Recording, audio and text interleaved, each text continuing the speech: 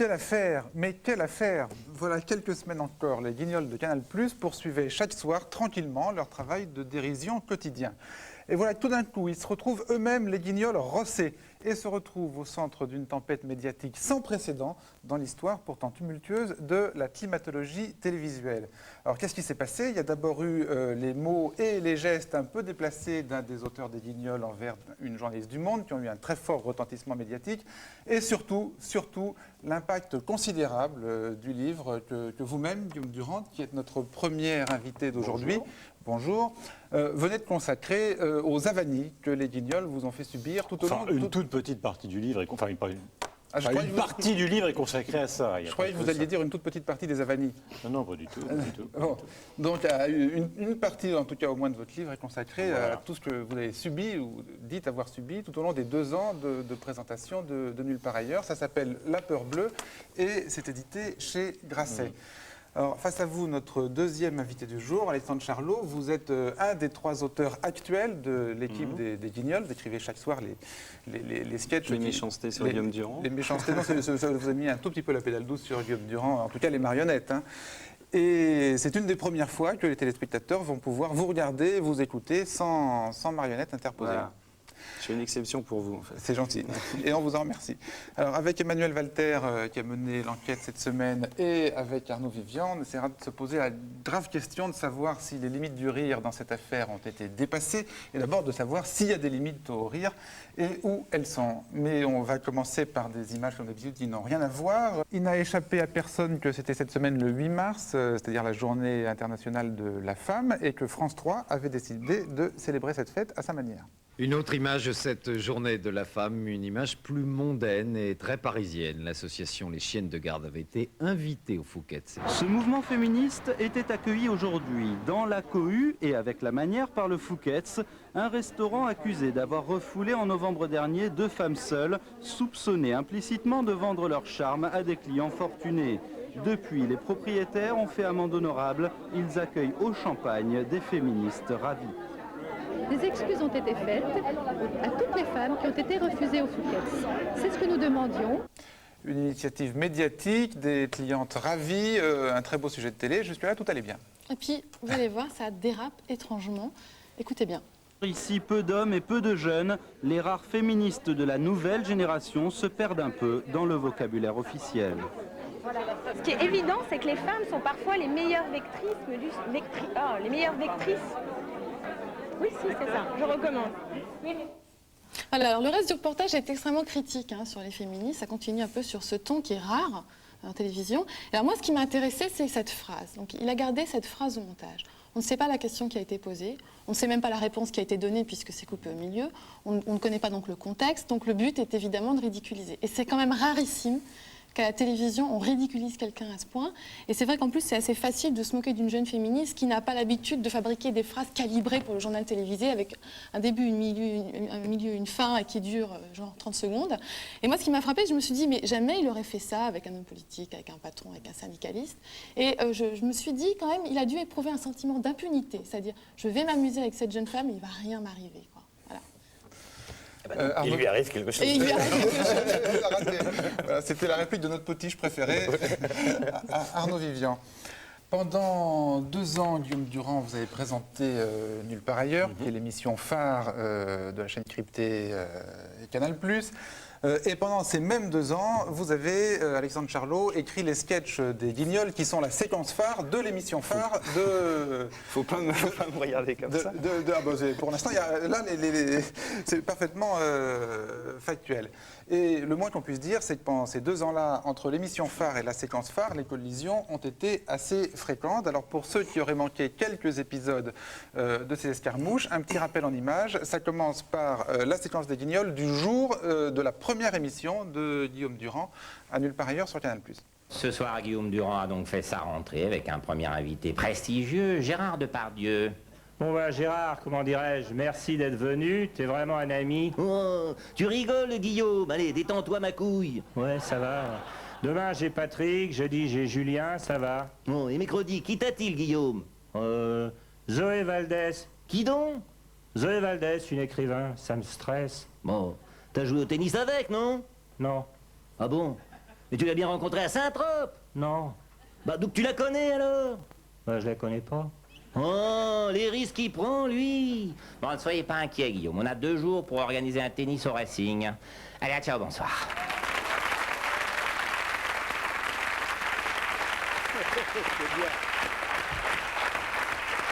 Heureusement qu'ils sont là pour dire ce qu'ils pensent. Depuis 4 semaines, Guillaume Durand a imposé sa marque à nulle part ailleurs. Édouard, tu peux me le dire, t'as eu une passion que personne connaît, vas-y. Bien voilà, j'adore jouer aux cartes. C'est ça aussi NPA, comment dirais-je, on apprend des trucs forts, et oui.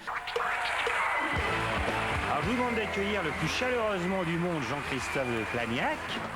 Alors Jean-Christophe, tu viens de publier L'adolescence des spectres, ton 4e bouquin. 3e. Alors comment dirais-je, j'ai adoré. Je vais en lire un petit passage comme ça, au débeauté. Alors voilà. Bon Marc, on peut le dire, vous pouvez nous le dire, tu peux me le dire, à vous, le cigare c'est ton truc. Bah oui. Comment dirais-je, j'en étais sûr. Bonjour, je suis Guillaume Durand. Quand comme moi on fait de la télé tous les jours, comment dirais-je, on n'a pas toujours le temps de s'occuper de sa peau. Alors, comment fais-tu Guillaume, allez-vous me demander? Facile. Le temps, je le prends quand même. Eh ouais, tranquille. Pareil pour le tennis, avec tout le boulot que demande la télé, on n'a pas franchement le temps. Et là, je le prends quand même, je vous jure, c'est dingue. Sortir, voir du monde, faire la fête.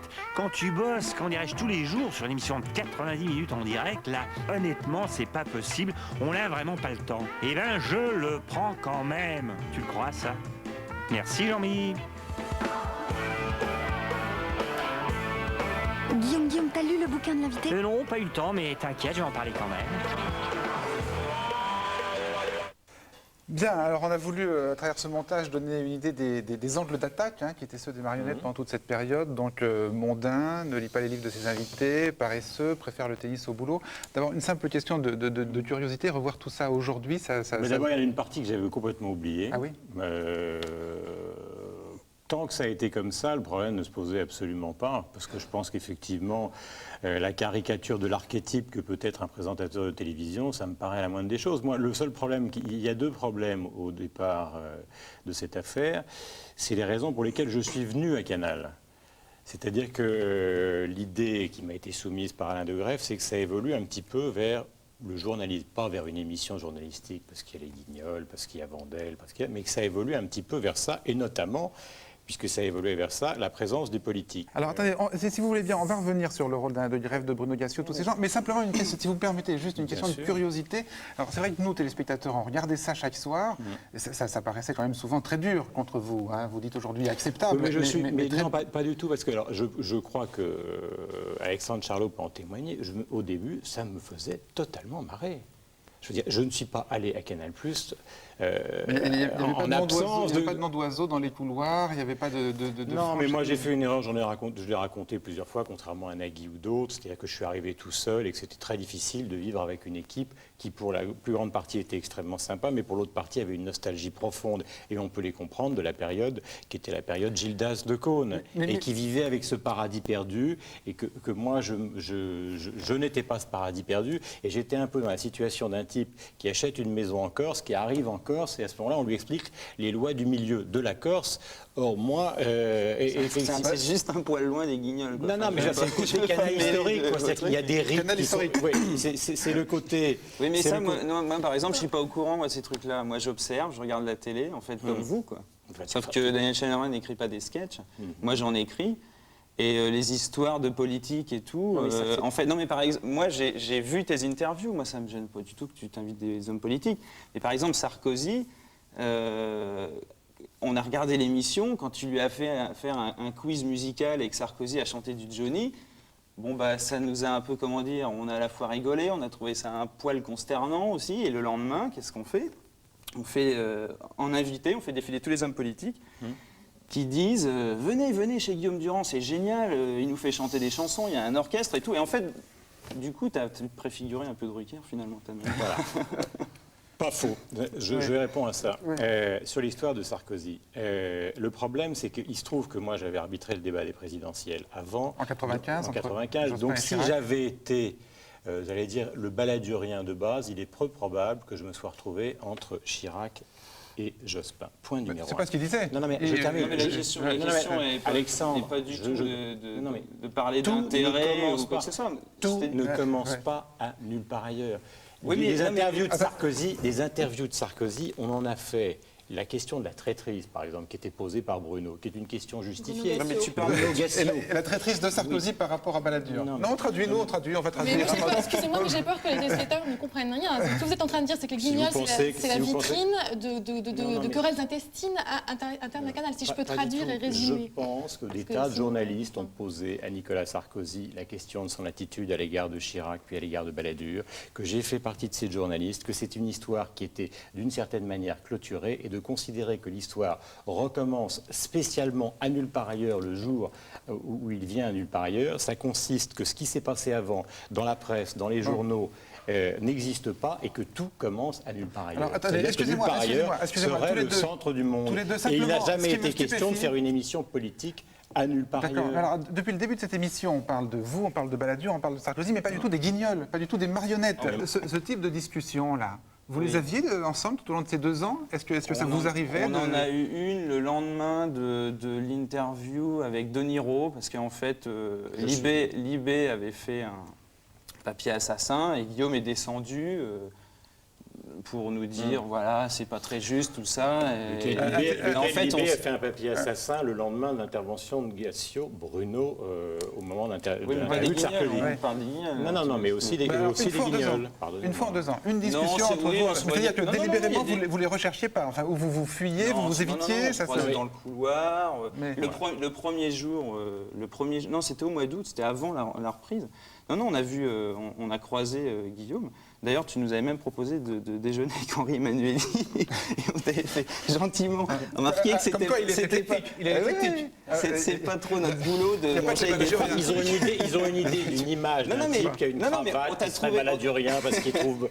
Non, attends, on t'a trouvé très gentil. Mais on s'est dit, j'étais avec Franck Magnier en fait, on s'est dit, l'autre auteur des Guignols, et on s'est dit, on croit qu'il n'a pas tout à fait compris ce qu'on fait. Non, les Guignols, c'est-à-dire qu'on ne se mêle de rien, sans parler de connivence, parce qu'on ne va pas utiliser les grands mots, on se mêle de rien, on ne mange pas avec les politiques, on est copains avec personne, laisse-moi finir. On regarde la télévision, parce que c'est ça quand même que tu fais. On te regarde, on regarde les hommes politiques, on regarde... Mais donc vous le fuyez, vous le fuyez. Le vrai Durand dans les couloirs, vous surtout ne pas le voir. Mais non, parce que les Guignols, ça se situe au 2e étage. Non, les Guignols se situent au 2e étage. Et alors, quand vous arrivez à Canal, il faut monter au 3e. Ensuite, vous tournez. Ensuite, vous prenez un ascenseur. C'est le centre du monde. Canal+, c'est le centre du monde. Et les Guignols sont dans une espèce de grotte. En plus, ça alimente même les fantasmes à l'intérieur de Canal. C'est-à-dire que les auteurs sont terrés dans une espèce de tanière. Et donc, on est obligé de passer au 3e étage. Bon, parce que l'ascenseur ne s'arrête pas au 2e. Non. Ah non, mais il faut voir ça avec l'architecte. Hein, c'est un peu la tester. Chaque problème à la fois. Et en fait, on croisait Guillaume, et puis ça se passait toujours très bien, parce que Guillaume est quand même un personnage très sympathique. Donc c'était « Salut les garçons » et tout. Et puis ça va Guillaume. Non, mais c'est vrai. Mais évidemment que c'est vrai. D'accord. Alors, on a vu un certain nombre de séquences. On a vu celle du premier jour. Je voudrais maintenant qu'on s'arrête une seconde sur celle du dernier jour. En plus, tu as rigolé. Tout à l'heure, je t'ai vu rigoler. Où? Là, ici, là. Oui, mais enfin, il a le droit. C'est plutôt bien. Alors, je voudrais qu'on vienne sur 2 ans. Au bout de 2 ans, vous partez de nulle part ailleurs dans des conditions sur lesquelles on reviendra tout à l'heure. Et je voudrais qu'on voit la manière dont vous, les Guignols, saluez son départ. On est le 25 juin 1999 et donc c'est donc la dernière émission de Guillaume Durand. Ça, c'était gratifiant. Sans transition hommage, tout au long de cette année, certains polémistes qui ne pensent qu'au mal ont voulu nous opposer à Guillaume Durand. Ce soir, nous tenons donc à lui dire publiquement que nous l'aimons bien, que nous le respectons et que nous lui souhaitons un prompt rétablissement, puisque vous avez pu le constater ces derniers temps, il était absent de l'antenne depuis 2 ans. Allez, on se retrouve en direct le 30 août à 19h55 précise. Ah, ciao, bonsoir. Voilà, merci les Guignols. Alors, il y a plusieurs choses à décoder. Absent de l'antenne, d'abord, il faut dire que Guillaume Durand avait été effectivement absent de l'antenne pendant plusieurs jours à la suite d'un malaise qu'il avait eu, qui l'avait obligé à prendre quelques repos. Donc, on est le dernier jour. Vous êtes assassin, vous dites absent de l'antenne depuis 2 ans, ce qui est évidemment à la fois très drôle et terrible. Et alors, il y a ces sifflets. Alors, qu'est-ce qui se passe là? Je vais vous raconter le truc, c'est qu'en fait, les personnes qui sifflent, en fait, il y en a 3. Et ce sont les 3 assistantes de Guillaume Durand qui sifflent. Et là, on le voit vachement parce qu'en fait, il y a quelques personnes dans le public qui essayent d'applaudir. En fait, quand on a 3 personnes qui sifflent, forcément, ça glace, quoi. Et ouais, merci les Guignols, tout ça. Il y avait un mot ça. d'ordre à vos 3 assistantes pour... Non, C'est totalement mon genre. Non, attendez, non, je dis pas ça parce que c'est vrai j'ai- que c'est pas ton genre, mais parce que c'est non, mais tu peux. grotesque. Non, mais attends, Guillaume. C'est vrai parce que les gens qui posent les micros me l'ont dit, parce qu'il y avait des gens aussi des guignols dans la salle. Et donc, moi, je pense a qu'il y avait... Toujours des guignols. Il y avait, non, il y avait des gens... Vos gens, c'est Non, bien comme il y ambiance. avait Si des on peut assistants dans décoller la un salle. peu, Non, ce serait attends, peut-être attends. pas mal, parce que Non, mais si le problème n'est pas là... Décollons, c'est bon. Alors, Non, ok, mais laissez-moi on va rétablir pas faire le truc. non, vous l'avez dit. Je pense vous que l'avez dit. ça a été spontané, c'est pas toi. Je pense Mais pas. j'étais même pas là, Mais moi. oui, bien sûr. Donc c'est pas J'étais du tout ton même genre. pas Parce là. que vous aviez quitté le plateau à ce moment-là. Mais non, mais parce que Vous moi- n'aviez pas voulu alors, assister à ça. Mais ceci dit, moi, Oui, ça me gêne pas Guillaume du tout Durand. que les gens Guillaume Durand. sifflent. C'est pas gênant. Guillaume Ils Durand. ont le droit, c'est du direct. hein. Non, ce que je voudrais... Parce qu'il faut arrêter... La question qui est posée aujourd'hui par une grande partie de la presse, c'est la question, effectivement, de la légitimité des Guignols qui vient de leur talent et de leur aptitude à faire rire. Ils ne sont pas critiques littéraires, ils ne sont pas journalistes politiques, ils ne sont pas critiques de cinéma. Leur légitimité profonde, c'est leur talent et le rire. À partir du moment où on sort du rire et où on commence à régler un certain nombre de comptes, la question de leur légitimité est forcément posée. Elle est posée pas par moi, elle est posée par l'ensemble de la presse, d'une manière qui, à mon avis, est sympathique, car effectivement, comme l'a dit Alexandre tout à l'heure, il y a une relation quand même plus que chaleureuse entre les Guignols, la presse et même moi depuis une dizaine d'années. Donc la seule question, c'est tant qu'on se moque de Guillaume Durand comme présentateur de télévision, ils ont 10 000 fois raison. Quand un type sort de l'hosto, revient et qu'on lui dit « t'as strictement rien fait pendant 2 ans », alors que pendant 2 ans, 400 millions de pubs chaque année sont rentrés, l'audience ne s'est pas démentie, les gens ont à peu près apprécié l'émission. C'est une manière de se comporter comme une sorte de politburo qui donne son jugement définitif sur le travail d'un type que je ne trouve pas malhonnête, car je ne vais même pas leur dire ça, je ne trouve pas ça sympathique. Je trouve pas ça sympathique. Non, on comprend. Je trouve ça même, et je vais même vous dire à propos de ce livre, j'écrivais un livre sur mon père, bon, je ne vais pas revenir là-dessus parce que c'est personnel, et c'est ce jour-là, en sortant de ça, que je me suis dit, je vais le publier. Et j'ai le droit de dire 2-3 choses sur la façon dont tout ça fonctionne, car ce n'est pas normal. Ce 25 juin on 99. arrive en Corse, et moi j'ai jamais voulu aller nulle part ailleurs. Alain de Greff, le patron de l'antenne, a essayé de me convaincre pendant 6 mois. Je viens, j'arrive dans un truc qui ressemble de mon point de vue, non pas à la juste critique du travail de quelqu'un, mais à une certaine forme de piège qui est posé à un type qui finalement n'a pas forcément envie d'épouser les rites de la maison. On commence à l'emmerder. C'est assez déloyal. Regardez l'histoire Bedos-Belkacem. Canal est la seule chaîne au monde qui n'arrive même pas à tourner un pilote. Il s'engueule avant même que ça commence. L'histoire Bedos-Belkacem, Emmanuel, traduction. Faut arrêter. Émission qui Faut a failli arrêter. se faire et qui ne s'est pas faite. Il y a- Animée par Guy Bedos et mais Florence Emmanuel, Belkacem. il n'y a pas d'exemple. C'est-à-dire que cette vieille méthode consiste à mettre des gens qui ont un point de vue antinomique sur beaucoup de choses et d'espérer, en restant dans son bureau, qu'on va strictement rien régler et qu'on va les laisser se démerder dans une corrida truquée. Moi, souvent, on a même parlé de peinture avec Alexandre. Pas très souvent. Une fois. Non, mais il y a un problème d'irresponsabilité. Il y a un problème dans ces cas-là qui est un petit problème d'irresponsabilité de la direction de l'antenne qui consiste à laisser des gens se débrouiller. On n'est pas dans une petite chaîne. En même temps, parce que le pluralisme, c'est pas aussi la richesse d'une chaîne, le fait d'avoir des gens différents. Daniel Schneiderman, personne n'a jamais remis en cause la liberté des Guignols d'exercer leur ironie à l'égard de tout le monde. Même aujourd'hui dans les journaux, les gens ne leur disent absolument pas. Les Guignols ras-le-bol à la une de Télé 7 jours, c'est pas moi. C'est pas moi. Invité Télé 7 jours. Cette séquence du dernier jour, là, bon, il est partant, c'est fini, c'est une page Oui, non, mais c'est pas super élégant, mais en même temps, vous dites tout à l'heure, c'est féroce et c'est... Oui, non, mais oui. Vous dites c'est drôle. C'est terminé. L'affaire est terminée. Allons-y, ça c'est bon. L'affaire est terminée. Ça, pour le 10 c'est très très bon. Non, pas du tout. L'affaire est terminée. Très bien. L'affaire est terminée. Même si tu veux. Non. On va bétonner le truc. Non, mais non, c'est pas. C'est-à-dire que oui, c'est pas élégant. Je peux vous raconter la petite histoire en fait. De cette séquence-là. Ah bah oui, C'est rigolo. S'il vous plaît, oui. Parce que pour un peu démentir quelques trucs, en fait, on savait pas trop quoi faire pour cette fin. C'est aussi ça, des fois on ne sait pas trop quoi faire, on n'a pas d'inspiration, voilà. Et Bruno Gassio, que tu décris quand même comme le méchant de la bande, dit quand même on ne pourrait pas dire à Guillaume ça va, Finalement, on t'aime bien, c'est bon, allez, il n'y a rien entre nous, et voilà. Et moi, parce qu'en fait, je suis peut-être le plus méchant finalement, tu vois, avec Franck. Je dis, ouais, ça va, on ne fait pas une émission pour dire du bien des gens non plus, pour dire, voilà, ça c'est bien et tout. Non, c'est pas ça, on fait une émission de caricature. Et Bruno dit, non, mais ça va, c'est la dernière, faisons ça. Donc on commence à écrire la lucarne. Et la lucarne, c'est le thème que vous donnez. Voilà, c'est la petite lucarne. Et en fait, le truc, c'est que le naturel reprend le dessus, et c'est Franck qui trouve la pirouette. C'est Franck le méchant qui trouve la pirouette. Dont mon épouse a été mon assistante pendant un an. Voilà, lui là, qui trouve la pirouette, c'est-à-dire qu'à chaque fois qu'on fait un compliment, eh ben, quand même, on est les guignols, donc il faut quand même contrebalancer. Et Oui, c'est enfin, lui qui là, trouve cette formule, moi, qui continue à me faire rire, c'est puisque ces derniers temps, il était absent depuis 2 ans. Moi, ça me fait rire. Alors, je comprends que c'est pas super consensuel et qu'il y ait des gens à qui ça a déplu, dont les assistantes. En fait, vous dites ça me fait rire et vous dites c'est pas très élégant. Alors. Mais non, mais c'est-à-dire que c'est pas très élégant pour tout le monde, mais moi, ça me fait rire. Et moi, ce que je voudrais. Et je le fais parce que moi, ça me fait rire. Mais ce qui me gêne dans cette histoire, c'est qu'on parle jamais des téléspectateurs. Là, on parle des relations entre vous et Guillaume Durand. Non, je parle même pas de Guillaume. C'est-à-dire vous vous adressez aux téléspectateurs quand vous faites ce sketch ou vous vous adressez à Guillaume Durand? À qui vous pensez d'abord? Ben en fait, quand Bruno dit faudrait peut-être lui dire on t'aime bien, ça s'adresse à Guillaume et puis ça s'adresse un peu aux téléspectateurs. Un peu. Un peu.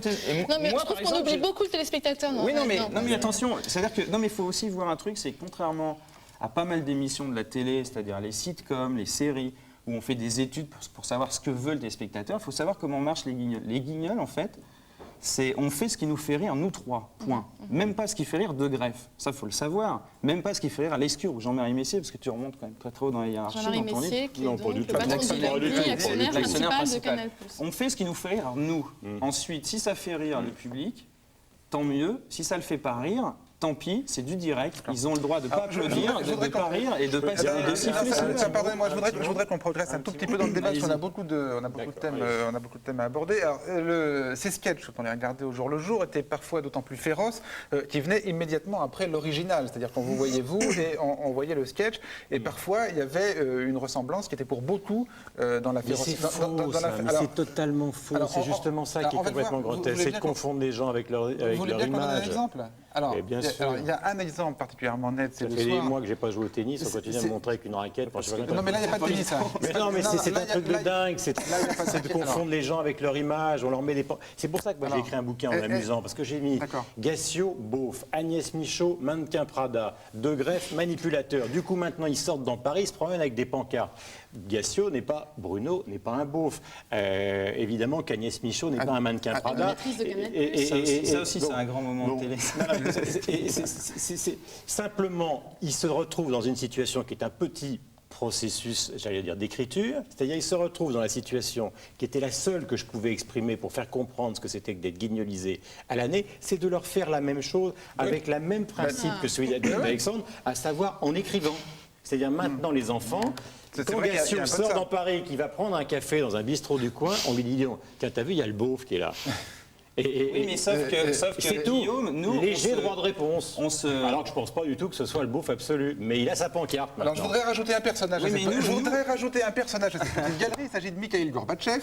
Un soir, vous le recevez à nulle part ailleurs, juste derrière. J'ai beaucoup d'admiration pour cet homme, car il faut quand même de temps en temps dans la vie aimer des gens. Juste derrière, vous retrouvez tous les deux en sketch dans les Guignols. France Arvois est allé faire comparer l'original et la caricature aux lycéens de seconde du lycée international de Strasbourg. Pardonnez-moi de vous demander un petit mot, parce qu'on arrive à la fin de l'émission. Je vais vous montrer plusieurs documents de suite. On va les regarder ensemble et on fera la conclusion ensemble. Elsin Clinton, regardez. Bon. Je vais vous montrer d'autres. Je vais vous montrer d'autres images. Elsin Chirac récemment. Elsin Chirac, on va le voir. Voilà, pardonnez-moi. Je vais vous poser une petite question après et vous allez écouter un témoignage de Shimon Peres. Et ce sera notre conclusion.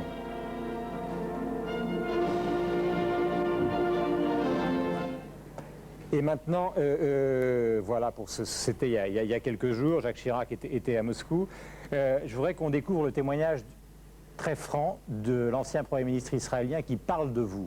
Et il répond à la question, est-ce que c'est vous ou Lénine qui a été le plus important pour votre pays? Regardez. Est-ce que c'était Lénine? Est-ce que c'était Gorbatchev? Je pense que dans quelques temps, les préférences seraient pour Gorbatchev. C'est quand même un hommage extraordinaire qui vous est rendu. Le fait qu'il laisse pas parler et qu'il bégaye et qu'il parle vite et qu'il dit plein de choses en même temps, on comprend pas vraiment ce qu'il veut dire. Et il se répète aussi pas mal parce qu'il dit on va avoir, vous allez voir 2 documents, après on va avoir un reportage dans lequel on fera la conclusion. C'est quand même un hommage extraordinaire qui vous est rendu. De toute façon, il peut que répondre par oui ou par non à la question. Et en fait, c'est même pas une question, c'est une affirmation. Et vous croyez qu'avoir le pouvoir, c'est le maximum de ce qu'un homme peut faire? Non, regardez-moi. J'en ai aucun. Moi, j'en ai aucun. Et... Il rigole un peu tout seul, et ça, enfin, en tout cas, ça fait pas rire Gorbatchev. On a l'impression qu'il veut pas transformer ça en une vraie interview comme au journal de 20h ou quelque chose comme ça. Et du coup, qu'il essaye de faire ça plus détendu, mais du coup, il balance dans le ridicule. En plus, il est devant une personne très importante. Donc, par rapport à lui, ils n'ont pas du tout le même statut dans la vie sociale. Donc, il essaye d'être un peu plus important qu'il l'est, ce qui le rend un peu agaçant, comme disent les autres. Bon alors Mika, tu as été président de l'URSS à un moment, comment dirais-je, crucial. Bon, t'es prix Nobel de la paix, la glasnost c'est toi, la perestroïka c'est toi aussi. Alors il s'est passé plein de trucs, on va pas les rappeler, c'était l'histoire, hein, mais bon, il y a un truc, comment dirais-je, qui est vraiment énorme, la chute du mur de Berlin. Franchement, c'était sympa. Durand, ici, dans cette caricature, il est considéré comme un inculte, en fait, puisque ce qui l'intéresse, c'est seulement ce qui est actuel, et en fait, il s'en fiche un petit peu de ce qui est l'histoire, le passé. Franchement, c'était sympa. Eh bien, merci Michael, mais comment dirais-je, on a football là. Oui, désolé monsieur Gorbatchev, mais l'événement sur Canal+, c'est surtout Metz-Moucron. Hein. C'est un petit match qui est pas très important. En fait, il veut dire que bon, la politique et tout, il s'y connaît pas, ça l'intéresse pas, et puis il préfère le foot, et puis la bière et le canapé, quoi. En fait, ils veulent un peu le faire passer pour un beauf, quoi. En fait, Gorbatchev, il sert comme instrument pour pas dénoncer, mais montrer du doigt l'incapacité de Guillaume Durand, pour montrer que vraiment qu'il est pas bon dans son métier, enfin dans son métier de journaliste seulement, pas de présentateur. Ils ont l'audace de le faire le jour même où Guillaume Durand invite Boris Yeltsin, Gorbatchev, donc genre devant eux, et donc ça le ridiculise pas mal devant Gorbatchev. Superficiellement, ça fait assez gentil, ils rigolent tous et tout, mais c'est quand même assez cruel parce que ça va vraiment au centre du problème, ça montre vraiment tous les défauts de Guillaume Durand. Je veux dire, ils ont tous les défauts qu'il avait, ils ont accentués. Vraiment, vraiment fort. C'est d'autant plus vexant pour Guillaume Durand parce que les gens ont pu se rendre compte d'eux-mêmes que c'était la vérité et que donc la vérité, elle blesse d'autant plus. Est-ce que c'était pas un peu le sentiment, par exemple, ce jour-là? C'est vrai que moi j'ai regardé l'émission, je vais vous dire franchement, c'est pas le seul jour, hein, c'est un peu mon travail, j'étais outré. J'étais outré de voir Gorbatchev, le vrai, pas la marionnette, dans ce cirque avec les sujets qui partaient dans tous les sens, il ne pouvait pas placer 3 mots, et les guignols croquent ça d'une manière cruelle mais terriblement efficace. Quoi. Mais à ce moment-là, il ne faut pas demander à un type de venir dans un dispositif... Le type c'est vous ou c'est lui?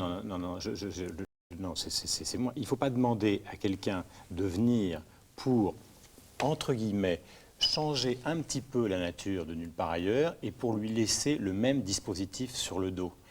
Nulle part ailleurs n'est pas une émission qui est produite par quelqu'un à l'extérieur, elle est produite, et c'est d'ailleurs sa tradition, par la chaîne. Si on accepte un certain nombre de choses, moi je veux bien qu'on reste pendant des années avec Dick Rivers, comme ça a pu être le cas avant, et on peut se marrer. Est-ce qu'on pouvait recevoir Gorbatchev dans ce dispositif? Est-ce qu'on peut plus rien faire? Ils sont revenus d'ailleurs à une version qui est beaucoup plus classique avec Nagui, en se disant c'est très bien, on ne va pas s'intéresser à ça. Et comme l'expliquait Emmanuel Walter tout à l'heure, il se trouve que cette émission a intéressé beaucoup les gens qui regardaient Nulle part ailleurs, car ça a quand même quelque chose d'important. Je suis, comme journaliste plutôt politique, tout à fait conscient qu'on ne peut pas faire dans un dispositif avec un public, les guignols, Vandel, des sketchs, une interview de Gorbatchev qui soit une interview politique classique. Mais j'en ai fait plusieurs avant. Le problème qui est soulevé là-dedans est effectivement tout à fait logique, c'est qu'il y a dans ce dispositif une impossibilité à faire évoluer l'émission. C'est un peu ce dont on est en train de se raconter 2 ans après. Alors, Cette émission doit rester une émission de dérision où on fait de la promo et dès qu'on y met quelque chose qui est en dehors de ces propos-là, ça n'avance plus. Dont il ne fallait pas recevoir Gorbatchev. Comment? Dont il ne fallait pas recevoir A Gorbatchev. posteriori, d'ailleurs je l'aurais dit pour De Niro, pareil. C'est-à-dire que dès qu'on touche à des choses qui sont sérieuses, il faut l'exclure de nulle part ailleurs parce que le dispositif ne le permet pas. Et moi, je me retrouve face à une impossibilité. Moi, je n'ai jamais remis en cause leur dispositif critique par rapport à ça. Peut-être qu'ils ont raison, mais il ne fallait pas me demander de venir et puis tout d'un coup laisser tout traîner. Vous l'avez dit. Alors, je voudrais maintenant qu'on avance un tout petit peu dans le débat et qu'on en vienne à une autre question qui a été soulevée à l'occasion de cette polémique. C'est est-ce que les Guignols, vous, auriez été par hasard manipulés, instrumentalisés par la direction de la chaîne en général et le directeur des programmes Alain De Greef en particulier. Alors cette question se pose notamment à une occasion, l'occasion de l'annonce du départ de Guillaume Durand dans les conditions qu'Emmanuel nous relate. Ça revient toujours à moi. J'ai pas l'impression que la presse aujourd'hui, ou la presse de ces dernières semaines, s'intéresse vraiment à mon cas. Il s'intéresse plutôt aux leurs. Les critiques. Non. Vous y êtes pas pour rien s'ils s'intéressent à leur cas. Non mais d'accord. Les critiques. Là, par exemple, Guillaume, ça mériterait 1 heure de débat, ce que tu viens de dire. C'est-à-dire qu'en fait, il y a une chose par rapport aux autres chaînes qui se passent à Canal, c'est qu'en fait, chacun est libre de faire ce qu'il veut dans son émission, en fait. Et en fait, ça arrive Guillaume, ailleurs, hein, vous savez. Oui, non mais en tout cas, à Canal, c'est vraiment ça. C'est-à-dire qu'au Guignol, on fait vraiment ce qu'on veut.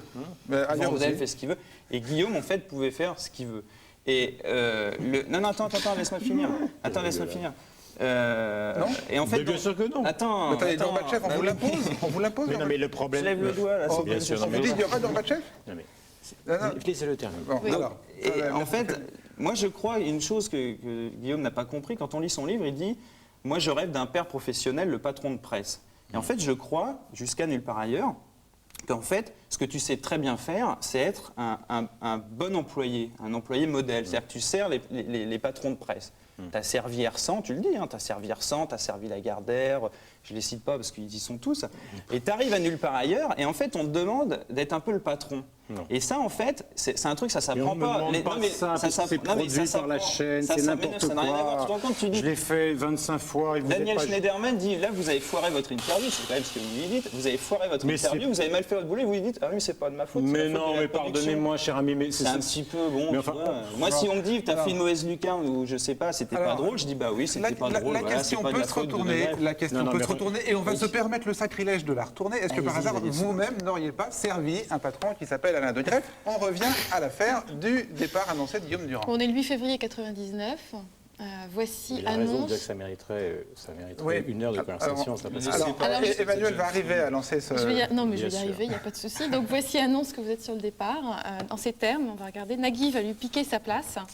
Et on peut lire à la fin de l'article, c'est donc d'un commun accord que Canal+ et Guillaume Durand ont décidé il y a 2 semaines de ne pas renouveler le contrat qui les liait. Vous racontez dans votre livre que vous n'étiez pas au courant. En tout cas, voilà ce qui se passe. Et le contexte du sketch qui va suivre et qu'on va voir, qui est le sketch qui passe le soir, c'est qu'au même moment court la rumeur que vous voulez ou que vous allez ou que vous avez envie de remplacer Michel Field le dimanche soir sur TF1, puisqu'il est censé partir, il part sur France 3. Donc voilà le contexte et maintenant voilà le sketch. On parle de plus en plus de la succession de Michel Field sur TF1. Le départ de l'animateur avec du sens suscite des convoitises presque irrationnelles. Ah, Yoma, où va? À part... non, j'avais, comment dirais-je, un petit peu probablement étudié un dossier d'invité, là, et... apprends tes outils alors. Courage, Guillaume, 4 mois, c'est vite passé. Allez, ciao, bonsoir.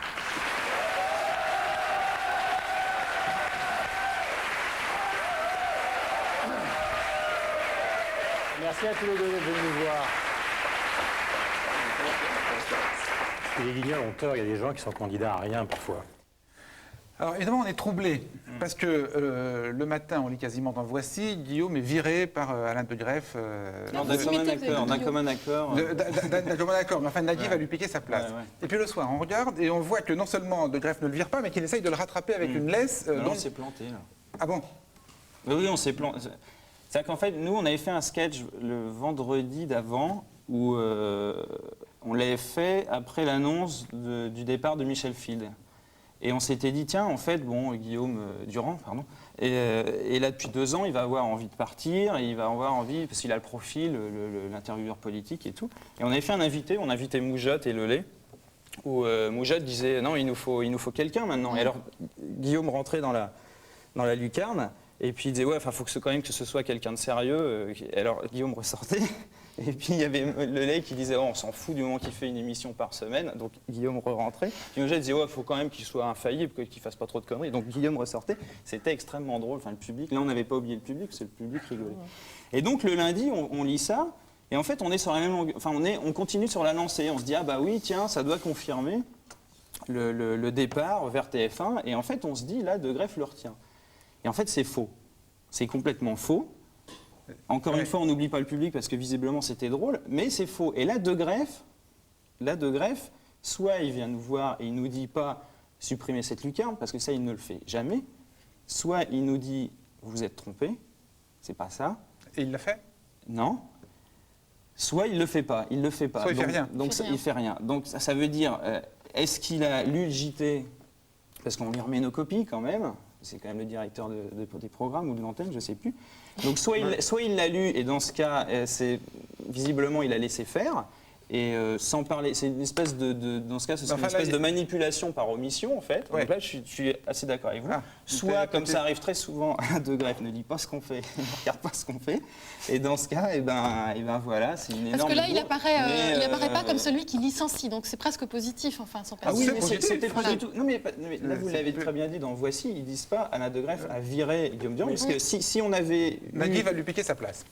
Non, oui, il dit c'est un commun accord. Ouais. Voilà, donc, mais si ça avait été De Greef à virer Guillaume Durand, d'ailleurs on l'a fait avec un moment, on le voit avec une tronçonneuse, on montre clairement que De Greef se débarrasse d'une manière archi-violente de Guillaume Durand. Ça, on l'a fait, on a fait des lucarnes là-dessus. C'est vrai.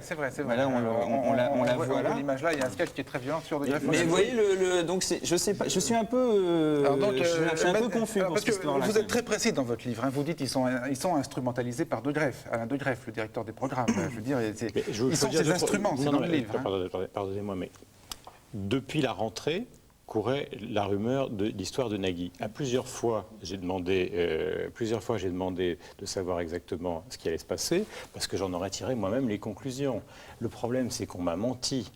Donc à chaque fois, on m'a dit, une première fois, on m'a dit non, on l'a envisagé, mais c'est pas vrai, etc. Moi, j'avais pas vocation à rester pendant des années, parce que je voudrais pas évacuer un problème qui D'ailleurs, vous étiez volontaire pour rester une troisième année. Non, pas du tout. J'ai dit ça, vous avez mal lu le livre. Quand je dis à un moment, quand Alain me dit ça, je tombe tellement de haut que je dis oui, je resterai peut-être une troisième année, et même on pourrait peut-être aller déjeuner. C'est simplement des propos d'un type qui est un petit peu dans une certaine forme de désarroi. Moi, je ne ferai plus de télévision dans des conditions d'hostilité qui sont celles-là. Quand je décide, au bout d'un certain temps, d'aller quelque part pour travailler avec des gens qui ont la gentillesse de vous appeler, si ça consiste toute la journée à se faire corriger la copie et donc, je le dis clairement, à être déstabilisé jusqu'à se sentir pas très bien dans des conditions qui sont pas des conditions de plainte, d'une espèce de chochotte, mais des conditions réelles, ça devient intenable. Est-ce que vous maintenez qu'ils sont instrumentalisés, qu'ils ont été tout au long de ces 2 ans instrumentalisés par De Greef? Pardonnez-moi, j'aurais terminé de répondre. Pardonnez-moi si je pose une question de temps en temps. Oui, vous avez le droit. Je vais y répondre. Je vais y répondre. Sur cet aspect-là, vous savez très bien que très souvent, les guignols défendent le point de vue de Canal+. Non. Écoutez... Non mais regarde. Demandez-le à Jean-Pierre Elkabbach qui est passé de aux ongles alors qu'il était en train de fabriquer. Non mais Elkabbach, pardonnez-moi, qui était en train de fabriquer le réseau satellitaire concurrent de Canal Satellite et il en a pris plein la figure. Personne n'a jamais dit qu'ils recevaient des ordres. Simplement, ils aiment tellement leur entreprise, ils aiment tellement ce qu'elle représente, qu'ils considèrent que tous les autres sont des ploucs, sont des incapables. Comment peut-on, 1 an avant l'arrivée des Misérables de Depardieu et Clavier, 1 an avant, il y a une certaine forme de lepénisme mental, de dire que c'est de la merde, que c'est insupportable. Ils se sont arrogés le droit de critiquer tout et tout le monde dans un dispositif qui a été créé pour des gens qui vivaient à l'intérieur de Canal+, c'est à ça que je voulais arriver, et depuis que des gens viennent de l'extérieur, que ce soit Baffy, que ce soit moi, ils sont systématiquement rejetés. Et moi, je me demande pourquoi Decaune, Delarue n'ont pas pris la suite, c'est-à-dire pourquoi, d'une certaine manière, ils ne sont pas restés entre eux, puisqu'ils ne supportent pas que les autres arrivent. Bon, le lepéniste mental a droit à un droit de réponse. C'est ça. Je dis ça en plaisantant. Bon, Guillaume, t'es un gros con. Je dis ça, vous l'avez bien remarqué, je dis ça en plaisantant. Mais non, mais bon, c'est tellement énorme. Non, mais dans ce livre... On va quand même... Il y a une théorie du complot, quand même, dans le bouquin qui est... digne d'un épisode d'X-Files quand même. C'est quand même énorme. C'est-à-dire Mais que c'est le pas El du Kabash, c'était l'affaire des animateurs-producteurs, j'y étais pas. Mais cette histoire de satellite, c'est quand même énorme, Guillaume. Tu vois, faut pas exagérer non plus. Par exemple, regarde, si tu prends le bouquin, le truc c'est à Étienne Moujotte et Jérôme Bellé. Bah oui, donc qu'est-ce que tu fais? Tu défends la boutique aussi? Je te dis pas tu défends la boutique. Je défends des gens que j'aime bien. Et regarde les sketchs, on fait des sketchs. Les décodeurs sont fatigués, mais ils vont essayer de décoder. Étienne Moujotte, vice-président de TF1, Jérôme Bellet, direct. Non, mais attendez, je tiens à finir le débat. À la question que vous Merci. Oui, mais enfin bon, ça c'est... Non mais regarde, on n'est pas dans un commissariat de police, on a le droit quand même de dire ce qu'on pense dans la vie. Non mais je crois que tu as mal regardé les sketchs parce qu'on fait des sketchs sur Degré. Et vous en avez fait un sur Gassio et la jeune femme du monde. Alors à qui vous allez faire croire que vous avez la moindre autodérision en ce qui vous concerne? Vous ne l'avez jamais fait. Jamais fait à partir du moment où ça vous concernait. Attends, je vais t'expliquer. Non mais nous, vous ne l'avez jamais fait. Vous êtes hors du monde. Ça ne vous concerne pas. Vous n'êtes pas la télé, vous avez un générique à vous, vous êtes hors dehors de ça. Enfin, Alexandre, moi, je le dis franchement, la plus grande sympathie, on a essayé de discuter 25 fois, mais il faut arrêter d'avoir cette arrogance qui consiste à dire on est les gens qui regardons les autres faire et on va donner notre point de vue critique sur tout. Mais vous êtes qui pour faire ça? On est des caricaturistes.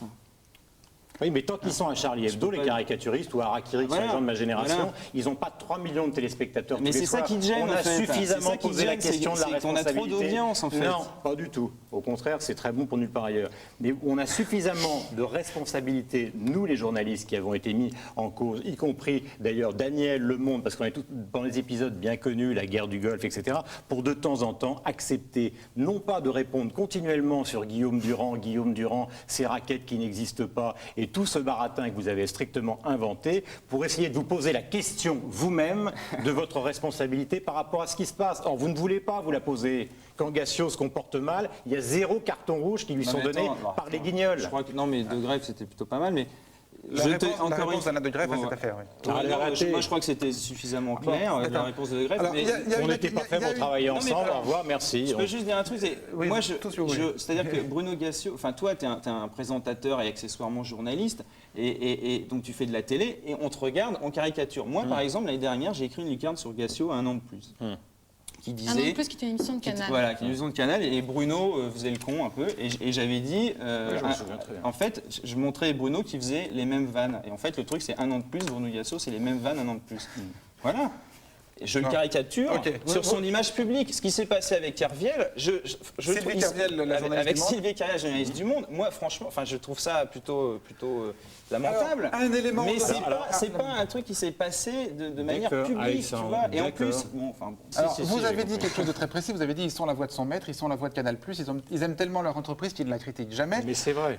C'est quand même pas tout à fait vrai. Les Guignols font un certain nombre de sketchs sur Canal+, qui sont pas toujours très flatteurs. C'est la juste ironie qui passe très bien. Alors, on va le voir. C'est pas la contestation fondamentale du problème. C'est ce qu'on va voir. Un tout petit montage.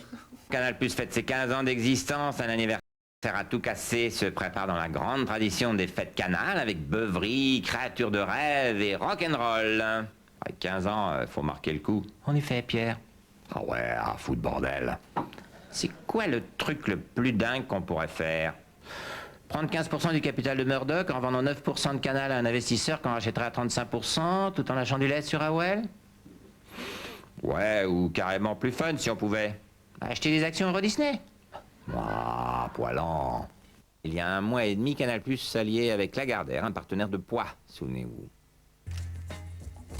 Lagardère, un nom prestigieux. Lagardère, c'est Hachette Philippe Aki, Matra Automobile, Europe 1, Club Internet. Mais Lagardère, c'est aussi Matra Défense. Numéro 2 mondial de missiles tactiques avec le missile solaire Mistral à guidage infrarouge qui s'est illustré lors de la guerre du Liban et la guerre des Malouines. Lagardère, ce sont de nombreux systèmes d'armes terrestres, navales ou aéronautiques présents en Iran, en Irak, en Bosnie, au Rwanda, au Kosovo. C'est pourquoi nous souhaitons la bienvenue à un partenaire créatif et innovant dans le monde entier. S'il vous plaît, s'il vous plaît. Oh, non, je suis pas de là. Non, non, lui c'est mon cousin. Là. Là, par ici. Voilà. Dis, monsieur Lagardère, si on a déjà pris 2 missiles, on peut avoir de la parabole gratuite? Ça, c'est une manière de servir Canal+, ça. Ça, là, ce qu'on vient de voir, là. Ça sert Canal+, ça glorifie. Mais attendez, si vous parlez à chaque fois en vous posant sur des sketchs pour savoir s'il faut répondre à des questions fondamentales simplement par les sketchs, c'est-à-dire ceux qui pratiquent, on n'en sort pas. On parle des guignols, là, quand même. Oui, mais d'accord, mais la question qu'il leur... Bien sûr, Emmanuel, mais la question qu'il leur est posée, enfin, j'ai l'impression, on en revient systématiquement à la justification ou la non-justification de leur sketch dans un dispositif qui est le leur. La question qui est posée par vous avez dit, ils servent Canal+, ils l'adorent. Mais évidemment, dans l'histoire, mais pardonnez-moi, mais je ne vous parle pas de cette affaire-là. Je vous ai parlé de celle d'El-Kaba, je vous ai parlé... Au moment de l'affaire Murdoch, par exemple, est-ce qu'ils ont parlé des négociations qui ont achoppé entre Murdoch et Pierre Lescure? Non. Mais là, tu dis, on oublie le public, mais là, le public... Mais là, quand ça vous intéresse... Pardon, mais tu sais, déjà, quand on fait Messier... Jean-Marie Messier, c'est un peu de l'irrévérence, mais on a conscience... Quand on se met devant l'ordinateur, on se dit, les gens s'en foutent. Et là, après, on se dit, oui, mais... Peu importe, si on commence à écrire en fonction des gens, eh ben, je sais pas, on fait du lagaffe ou j'en sais rien. Donc essayons un peu d'élever le débat. Mais personne n'a demandé. Donc quand on fait Messier, excuse-moi, mais les sketchs, ils font moyennement rire. Mais moi, je pense que c'est intéressant d'en parler. Lagardère, c'est aussi intéressant d'en parler. Tu sais, il n'y a aucun journaliste qui dit que Lagardère, c'était Matra et que c'était des marchands d'armes avec nous. Mais c'est pas... Non, on l'a quand même vu. Je n'ai pas vu... Pardonnez-moi, mais là, enfin, je reviens à cette histoire-là. Et puis c'est rigolo quand même, c'est aussi le but. D'accord, mais encore une fois, considérer que tout commence avec Canal, ces choses-là ont été écrites des dizaines de fois, d'accord, et je leur accorde très volontiers, dans ce domaine-là, un certain sens de l'irrévérence qui est parfaitement justifié. Point barre. Y compris dans le cas de Lagardère. Comment? Mais dans tous les cas... Dans tous les cas, moi, le seul problème que je leur ai posé par rapport à ça, parce que c'est un livre relativement personnel et je ne suis pas venu là pour vendre mon livre, la seule question que je leur ai posée, c'est ne demandez pas à un type de vous aider à faire fonctionner une émission si vous ne voulez pas de ce type. Point. Et arrangeons-nous pour passer à autre chose tranquillement, sans que ça devienne une espèce de machine qui tourne au reality show, parce que je ne pense pas une seule seconde. Les Guillaume ont toujours brocardé les animateurs. Je veux dire, Gildas s'en est pris plein la tête. Decaune, il n'aimait pas ce qu'il a, sa caricature. Alors qu'en fait, non, attends, il est parti pour combien d'années? Ça va, il est parti pour faire du cinéma. Oui, mais quand même. Peut-être qu'il aurait aimé continuer. Peut-être que de la rue aussi. Vous confondez les Guignols et les Canal. J'ai l'impression que vous parlez de Canal et nous, on croit que vous parlez des Guignols. Mais là, vous parlez de Canal, vous parlez de la direction de Canal. Écoutez, je crois avoir lu, je ne suis pas le seul, je crois avoir lu la presse ces derniers temps qui se pose un certain nombre de questions. Et là, on continue à être dans une espèce de rapport tous les deux, qui est un rapport sympathique et franc, mais qui n'est pas l'interrogation, fondamentale de la presse actuellement concernant Canal+. En tout cas, c'est la nôtre et on l'aborde ici. Pour élever un peu le débat, Arnaud Vivian, c'est très discret depuis le début de cette émission. Non, ça serait bien de l'élever un peu parce que là, c'est quand même rigolo de penser que des éditorialistes, des journalistes, des philosophes écrivent depuis une semaine sur cette histoire, alors qu'on a l'impression à vous entendre là, depuis le début de cette émission, à une vieille querelle de famille, mais vraiment nulle. Je m'excuse. Hein. Non, querelle de famille n'est jamais nulle. Elle est plutôt sympathique. Ouais. Mais c'est tout est un peu sympathique. Nul, disons d'un point de vue intellectuel, on va dire, si vous voulez. Ouais. Ah, mais ça, si c'est le degré zéro de la pensée, je suis d'accord avec vous. D'un point de vue affectif, ça a l'air assez puissant. On laisse Arnaud tenter d'élever le débat, donc c'était nul, il n'y a rien à dire, c'est ça? Non, mais je crois que là, ce que les Guignols ont toujours raconté, c'est vraiment la base de leur travail, c'est de dire que le système est plus fort que les gens. Partout, hein, je veux dire, la World Company c'est plus fort que les gens, Vivendi c'est plus fort que Canal, et c'est plus fort que Lescure. Et l'animateur de Nulle part ailleurs, il est moins fort que le système de Nulle part ailleurs. Il peut être éjecté, ça n'a aucune importance. Gildas, Durand, Nagui, aucune importance, ce sont des éponges, ça passe parce que le système est plus fort. Donc le sort que vous avez connu, c'est le sort qu'ont connu tous les animateurs de Nulle part ailleurs, parce que c'est ça l'histoire des Guignols. C'est ça leur côté anarchiste, c'est de dire le système est plus fort que toi. Hein, c'est la phrase. Je ne peux qu'y souscrire. D'une célèbre console de jeu, c'est plus fort que toi. Bon, alors on va terminer par votre successeur à l'animation de Nulle part ailleurs, donc c'est Nagui, on vient de le voir. Alors, lui non plus, les Guignols ne l'ont pas ménagé, encore qu'un peu moins que vous. Hein. Si on regarde les chiffres... J'ai comparé, j'ai essayé de faire une comparaison. Donc j'ai pris le début de l'année, cette année, jusqu'à aujourd'hui, en mars, et j'ai pris la même chose pour Guillaume Durand, le début de votre première année par ailleurs, jusqu'en mars. Bon. Donc Nagui, 5 lucarnes, donc c'est une catégorie de sketch là, celle-là. 6 sketchs, Guillaume Durand, 13 lucarnes, 6 sketchs. Bon, donc ça donne l'idée de la proportion. Mais alors, ce qui nous a paru être surtout différent, c'est que Nagui ne les prend pas du tout de la même manière que vous. Juste un tout petit exemple, un extrait que vous avez repéré, Arnaud, à nulle part ailleurs cette semaine. Donc, Nagui lance les Guignols sur fond de rumeurs que lui, à son tour, Nagui, maintenant, serait éjecté avant la fin de l'année par Alain de Greff. La roue tourne. PPD, excusez-nous de ne pas vous embrasser, mais je vous assure que le cœur y est. Ça fait Vous plaisir. aussi, on fait un beau couple, non, Nagui? Ouais, ça fait plaisir de vous revoir. Vous m'avez manqué, je vous assure. Nous sommes tous des sursitaires. Enfoirés. Les enfoirés donc de Guignol, juste après ça, bougez pas. Alors, nous sommes tous des sursitaires, dit PPD, et Nagui rigole. Il rigole. Est-ce que finalement... Ça m'est arrivé aussi, je vous signale. Hein. Rarement. Très souvent. Mais vous auriez ri comme ça, est-ce que Toutou n'aurait pas été désamorcé? Mais je l'ai fait plein de fois. Mais vous savez très bien qu'au départ, il y avait quand même... enfin, je pense que ce qu'a dit... Je voudrais sortir de ce qu'a dit Arnaud tout à l'heure est exactement la leçon que j'ai tirée de tout ça, c'est que c'est un dispositif qui effectivement est une machine à éjecter. Restons sur la hauteur qui prend. Le problème, c'est que moi j'avais cru au départ qu'on essaierait de faire évoluer ça. Basta, c'est pas une affaire nationale. Les Guignols ont tout à fait le droit de continuer à exister. Le problème, c'est que ça...